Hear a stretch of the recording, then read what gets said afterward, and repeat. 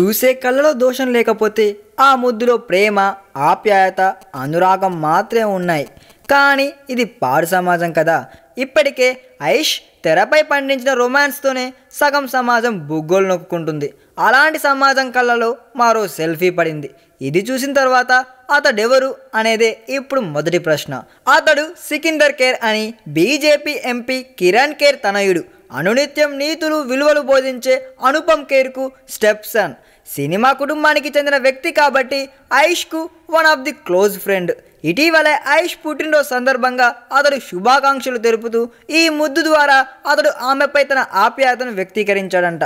అదే సమయంలో సెల్ఫీ కూడా క్లిక్ అనిపించాడు. సోషల్ మీడియాలో ఈ సెల్ఫీ రొటేట్ అవుతూ దీన్ని షేర్ చేస్తూ ఇప్పుడు జనాలంతా పబ్లిక్గా ఐష్ను అలా ముద్దు పెట్టుకోవడం కరెక్టేనా అంటూ ఒకరికొకరు చర్చలు కూడా పెట్టేసుకుంటున్నారులేండి.